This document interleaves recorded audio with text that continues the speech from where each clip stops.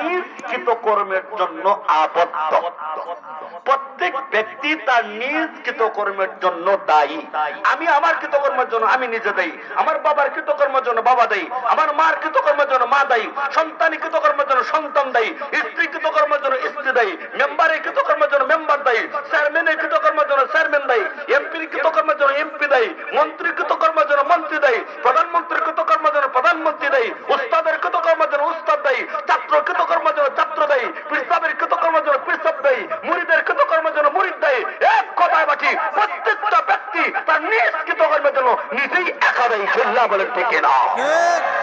আমরা আমাদের প্রত্যেকটা ব্যক্তি আমাদের কর্মফলের জন্য আমরা নিজেরাই দায়ী। আমি নামাজ পড়ছি না, শাস্তি আমার খালাকে দিবে না। আমি নামাজ পড়ছি না, শাস্তি আমার নানাকে দিবে না। আমি নামাজ পড়ছি না, শাস্তি আমার চাচাকে দিবে না। আমি নামাজ পড়ছি না, শাস্তি আমার শ্বশুরকে দিবে না। আল্লাহ বলেন না না না, আমি আল্লাহ কারো প্রতি কোনো জুলুম করবো না, আমি আল্লাহ কারো প্রতি কোনো অন্যায় করবো না, আল্লাহ কারো প্রতি কোনো বেইনসাফি করবেন না। কথা বলেন ঠিক না? আল্লাহ বলেন প্রত্যেকটা ব্যক্তি, আল্লাহ বলেন প্রত্যেকটা ব্যক্তি তার নিজ কৃতকর্মের জন্য নিজেই একা দায়ী। আল্লাহ কিয়ামতের দিন, মুসিবতের দিন আমাদের রব, আমাদের প্রভু কারো প্রতি কোনো জুলুম করবে।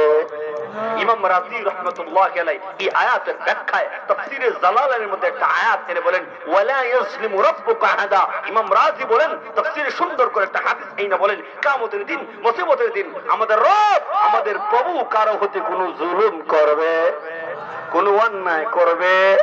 এবার আপনাদের কাছে বালিগাঁওবাসীর কাছে জানতে চাই, দুনিয়াতে জুলুম হয়নি?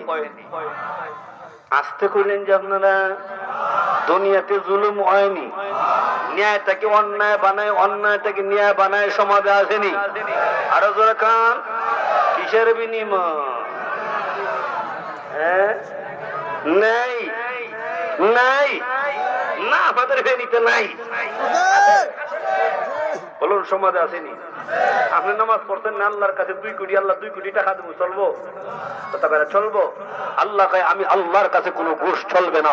দুনিয়াতে ঘুষ চলে, আল্লাহর আদালতে কোনো ঘুষ চলবে না। আল্লাহ কারো প্রতি কোনো বেইনসাফি করবে না। কথা বলেন ঠিক কিনা? কেমনে যে বুঝাই আপনাদেরকে আমার ভাষায়, দুনিয়ার আদালত এক, আল্লাহর আদালত এক। আল্লাহর আদালতে বেইনসাফি নাই, দুনিয়ার আদালতে বেইনসাফি আছে। কথা বলেন ঠিক কিনা? কেমনে বুঝাই? বোঝার জন্য একটা এক্সাম্পল দিই, ভালো করে বুঝেন। বোঝার জন্য একটা এক্সাম্পল দিই। মনে করেন কলমুদ্দিন নসরুদ্দিন 2 ভাই লাগছে ঝগড়া। কলমুদ্দিন নসরুদ্দিন 2 ভাই লাগছে ঝগড়া। কলমুদ্দিন, আমি আল্লাহর আদালত আর দুনিয়ার আদালত পার্থক্য বুঝাইতেছি। কলমুদ্দিন ন্যায়, নসরুদ্দিন অন্যায়। কলমুদ্দিন ন্যায়, নসরুদ্দিন